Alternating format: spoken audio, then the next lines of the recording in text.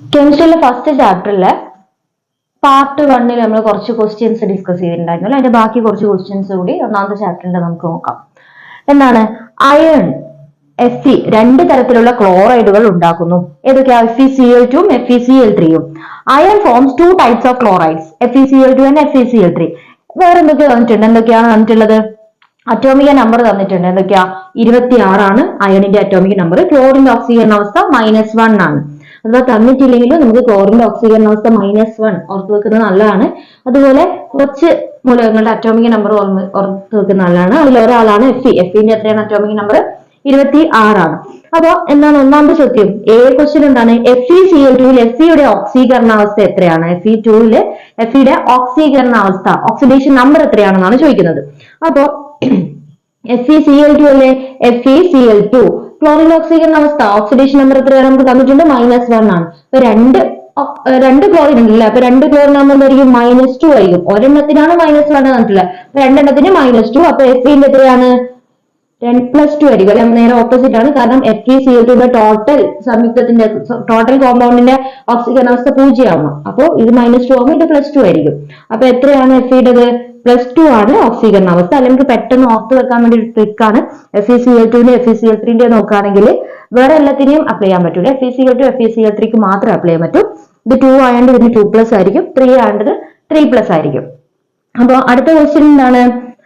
FeCl3ൽ Fe അയോണിന്റെ subshell electron വിന്യാസം എഴുതുക. ഇലക്ട്രോണിക് കോൺഫിഗറേഷൻ ആണെന്നുണ്ടല്ലേ സബ്ഷെൽ ഇലക്ട്രോണിക് കോൺഫിഗറേഷൻ. നമുക്ക് അറിയാം എന്താണ്? Fe നമുക്ക് ആദ്യം എഴുതി നോക്കുക. 26 മുകളിലും താഴെയും എഴുതരുത്. വലത്ത് സൈഡില് അങ്ങേപ്പുറം ഇങ്ങേപ്പുറം ഒന്നും 26 പറന്ന് നടക്കാനൊന്നും പാടില്ല. 26 എന്താണ്? ഇടത്ത് സൈഡിൽ താഴെ ആയിട്ട് തന്നെ എഴുതണം. അറ്റോമിക നമ്പർ ആണല്ലേ.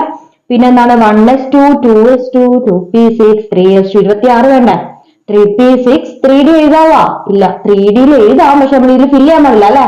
4s2 കഴിഞ്ഞിട്ട് 3dയിൽ ഫില്ല് ചെയ്യണം. എത്ര ഉണ്ട്? 10 20 26 ടോട്ടൽ ആയില്ലേ? അപ്പൊ നമ്മളോട് എന്താ ചോദിച്ചത്?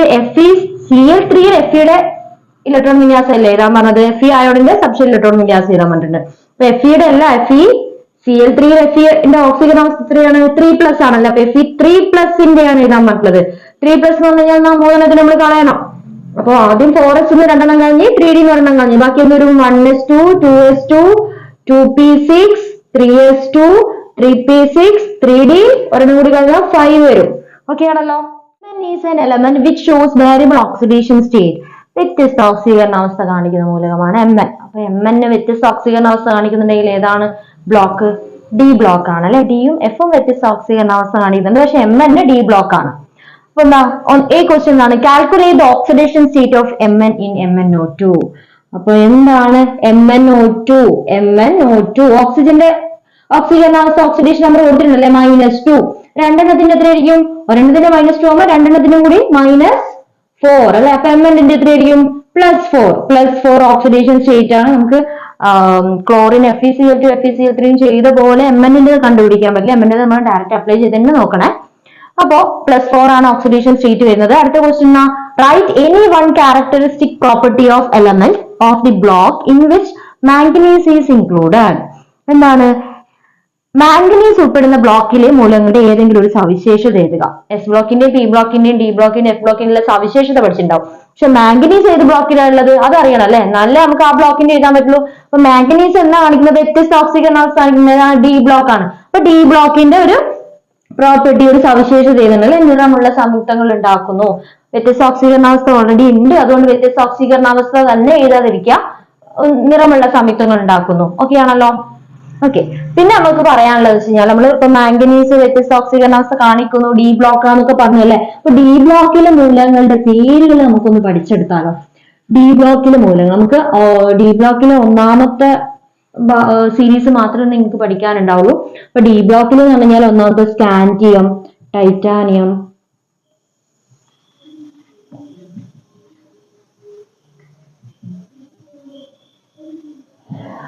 ഓക്കെ ആണല്ലോ? ഇത് നമുക്കൊന്ന് പഠിച്ചെടുക്കാം. അപ്പോ ഇതിനെ ഇങ്ങനെ പഠിക്കാം. സ്കാൻഡിയം ഓർത്ത് വെക്കാം. ഒരു ചെറിയൊരു ട്രിക്ക് ഉണ്ട്. ടൈയും കെട്ടി വിക്രമൻ. എന്താണ്? ടൈയും കെട്ടി വിക്രമൻ ആഫ്രിക്കയിൽ പോയി. തിരിച്ചു വരുമ്പോൾ അദ്ദേഹത്തിന്റെ പേരെന്താണ്? ഫെക്കോ നിക്കൂസൻ. അപ്പൊ നമുക്ക് എന്താണ് ആദ്യത്തെ ഒരു സീരീസിന് ഡി ബ്ലോക്കിൽ ഈ ആൾക്കാരുടെ പേരൊക്കെ അറിയാൻ പറ്റും. ഇതിൽ നമുക്ക് മെയിൻ ആയിട്ട് മാംഗനീസ്, അയേണ്, പിന്നെ എന്താണ് കോപ്പർ, സിങ്ക്, ക്രോമിയം, ഇവയൊക്കെ എന്താണ് അറ്റോമിക് നമ്പർ കൂടി പഠിച്ചു വെച്ച് കഴിഞ്ഞാൽ കുറച്ചുകൂടി നല്ലതാണ്. ക്രോമിയത്തിന്റെ 24 വരുന്നത്, ഇത് 25, ഇത് 26, പിന്നെ എന്താണ് ഇത് 30, ഇത് 29 വരുന്നത്. ഇതൊക്കെ നമ്മളൊന്ന് ഓർത്ത് വെക്കുകയാണെങ്കിൽ അഥവാ നമുക്ക് അറ്റോമിക് നമ്പർ തന്നിട്ടില്ലെങ്കിലും എന്താണ് ഇലക്ട്രോണിക് കോൺഫിഗറേഷനോ ഇലക്ട്രോൺ വിന്യാസോ അല്ലെങ്കിൽ ഓക്സിഡേഷൻ നമ്പർ തന്നു കഴിഞ്ഞാലോ ഏതാ ബ്ലോക്ക് എന്ന് കണ്ടുപിടിക്കാൻ പറഞ്ഞാൽ അതൊക്കെ നമുക്ക് മനസ്സിലാക്കാനും ആൻസർ ചെയ്താനും കുറച്ച് എളുപ്പമാണ് ഇത് പഠിച്ചു കഴിഞ്ഞാൽ. ഓക്കെ ആണല്ലോ. CO2യിൽ Cuന്റെ ഓക്സീകരണ അവസ്ഥ എത്ര? What is oxidation state of Cu in Cu2O? എന്താണ് സൂചന തന്നിട്ടുണ്ട്. ഓക്സിജന്റെ ഓക്സീകരണ അവസ്ഥ -2 തന്നിട്ടുണ്ട് അല്ലെ. നമ്മൾ നേരത്തെ ഈ മോഡൽ ചെയ്തതാണ്. Cu2O ചെറിയ വ്യത്യാസമുണ്ട്. നോക്കാം, ഓക്സിജന്റെ ഓക്സീകരണ അവസ്ഥ എത്രയാണ്? -2 ആണ് അല്ലെ. അപ്പോ Cu2ൻ്റെത് +2 ആയിരിക്കും. മൊത്തത്തിൽ 0 ആവണല്ലോ അല്ലെ. പക്ഷെ Cu2ന്റെ അല്ലേ +2, അപ്പൊ 2 കോപ്പറിന്റെ ആണ്. ഒരെണ്ണത്തിന്റെ എത്രയായിരിക്കും? ഇപ്പൊ പകുതി എടുത്തു കഴിഞ്ഞാല് +1 ആയിരിക്കും. അപ്പൊ ആൻസർ എത്രയാണ്? +1 ആണ് ആൻസർ വരുന്നത്. ഓക്കെ ആണല്ലോ. The atomic number of manganese is 25. മാംഗനീസിന്റെ അറ്റോമിക് നമ്പർ തന്നിട്ടുണ്ട് അല്ലെ. എത്രയാണ്? 25 ആണ് തന്നിട്ടുള്ളത്. Right subshell electronic configuration of manganese. മാംഗനീസിന്റെ സബ്ഷെൽ ഇലക്ട്രോണിക് കോൺഫിഗറേഷൻ എഴുതണം. സിമ്പിൾ ക്വസ്റ്റ്യൻ ആണ് അല്ലെ. Mn അറ്റോമിക് നമ്പർ എത്ര എഴുതി എഴുതാ? സൈഡിലല്ലേ 25 എഴുതി. ഇങ്ങേപ്പുറം മേലെ ഒന്നും എഴുതരുത്, ലെഫ്റ്റ് സൈഡില് താഴെയായിട്ട് തന്നെ എഴുതണം അല്ലെ. പിന്നെ എന്താണ് ഇതിന്റെ 25 ആകുമ്പോൾ എങ്ങനെ എഴുതാ? 1s2, 2s2, 2p6, 3s2, 3p6, 3d fill ചെയ്യണോ? വേണ്ട അല്ലെ. 4s2 നിറച്ചതിന് ശേഷമാണ് 3d ഫില്ല് ചെയ്യാം.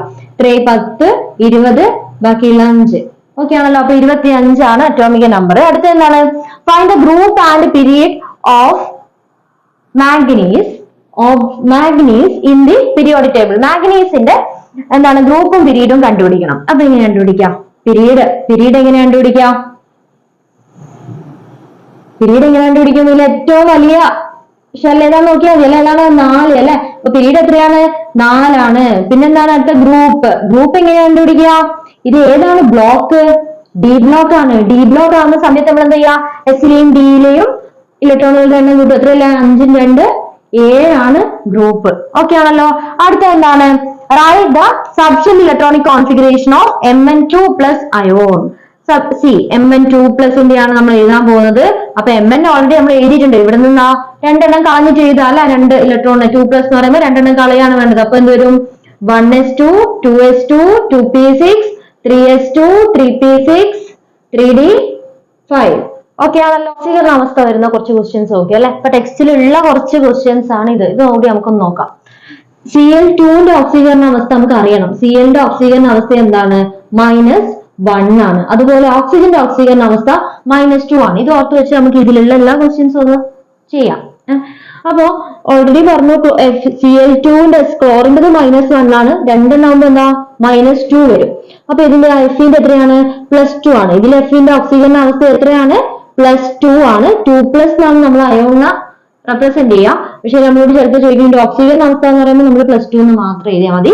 പക്ഷെ Fe അയോണിനെ റെപ്രസെന്റ് ചെയ്യുക അല്ലെങ്കിൽ അത് എഴുതാൻ പറഞ്ഞു കഴിഞ്ഞാൽ അയോണിന്റെ പ്രതീകം എഴുതാൻ പറഞ്ഞു കഴിഞ്ഞാൽ നമ്മൾ Fe2+ എന്നാണ് എഴുതാം. ഓക്കെ ആണല്ലോ. ഇനി ഇതിൽ നമ്മൾ ഓൾറെഡി ട്രിക്ക് പറഞ്ഞല്ലോ. ഇത് 2 ആണോ? ഇത് 2+ ആണ്. അപ്പൊ ഇത് 3 ആവുമ്പോൾ എത്രയായിരിക്കും? Fe3+ ആണല്ലേ. +3 ആണ്. കുഴപ്പമൊന്നുമില്ലല്ലോ. ശരി. Cl വരുന്ന എല്ലാം നമുക്ക് അങ്ങനെ ചെയ്യാൻ പറ്റും.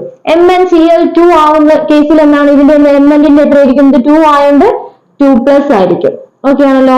അതുപോലെ Cuന്റെ കേസിൽ നോക്കി, ഇവിടെ Cl ആണ് വന്നതല്ലേ. Cl നമുക്ക് ഇങ്ങനെയൊക്കെ എഴുതാൻ പറ്റും. Cuന്റെ കേസിൽ എന്താ വരിക? Cu രണ്ടിലുള്ളത് അപ്പൊ 2+ അല്ലെ. അപ്പൊ 2+ എഴുതാൻ പറ്റും. ഓക്കെ ആണല്ലോ. ശരി, നമുക്ക് ഓക്സിജൻ നോക്കാലോ. ഓക്സിജന്റെ എന്തെങ്കിലും -2 ആണ് ഓക്സീകരണ അവസ്ഥ. -2 ആണ്. അപ്പൊ Cu2ൻ്റെതാണ് എന്ത്? +2 വരുന്നത്. Cuന്റെ എത്രയായിരിക്കും? +1 ആയിരിക്കും അല്ലെ. അപ്പൊ എന്ത് വരും? Cu+1 ആണ് വരുന്നത് അല്ലെ. +1+ ആണ് വരുന്നത്. അപ്പൊ ഇതെന്താണ് വരിക? +1 ആണ് ഓക്സീകരണ അവസ്ഥ വരിക. ഇത് ഓക്സിജന്റെ MnO2ന്റെ കേസിൽ നോക്കാലോ. MnO2 ഓക്സിജന്റെ എത്രയാണ്? -2 ആണ്. ഓക്കെ ആണല്ലോ. -2 ആണ്. അപ്പൊ 2 എണ്ണം വരുമ്പോ -4. അപ്പൊ Mn എത്രയാണ്? +4 അല്ലെ. Mn4+ എത്രയാണ്? +4 ആണ് ഓക്സിഡേഷൻ നമ്പർ. Mn2O3 ഇങ്ങനെ വന്നു കഴിഞ്ഞാൽ ഇവിടെ Mnന്റെ ഒപ്പം ആരും ഇല്ല അല്ലെ. MnO2 എന്നാണുള്ളത് അല്ലെ. പക്ഷെ ഇവിടെ Mn2O3 എന്നല്ലേ. നമ്മൾ ജസ്റ്റ് അങ്ങോട്ടും ഇങ്ങോട്ടും മാറ്റിയിട്ട് കൊടുത്താൽ മതി. അതായത് Mnന്റെ എത്രയായിരിക്കും? 3+ ആയിരിക്കും. ഓക്സിജൻ എത്രയാണ്? -2 ആയിരിക്കും. അപ്പൊ mnന്റെ എത്രയാണ്? mn 3+, ഓക്സിജന്റെ എത്രയായിരിക്കും? -2 അല്ലെ, ഓക്സിജൻ നമ്മളില്ല 3+. ഓക്കെ ആണല്ലോ. അതുപോലെ ഇതിന്റെ mnന്റെ എത്രയായിരിക്കും? 7+, ഓക്സിജന്റെ -2. അപ്പൊ ഇത് എത്രയാണ്? mn 7+ +7 നമുക്ക് എഴുതാം അല്ലെ. അപ്പോ ഇത് ചെയ്യേണ്ട സ്റ്റെപ്പ് നമ്മൾ സാധാരണ ചെയ്ത പോലെ തന്നെയാണ്, പക്ഷെ ഓർത്ത് വെക്കാൻ വേണ്ടിയിട്ട് ചെറിയ ട്രിക്ക് ഉപയോഗിച്ചു എന്ന് മാത്രം. ഓക്കെയാണ്. ഇതൊക്കെയാണ് നമ്മളെ ടെക്സ്റ്റ് ബുക്കിൽ വരുന്ന ക്വസ്റ്റ്യൻസ് ഉള്ളത്. Thank you.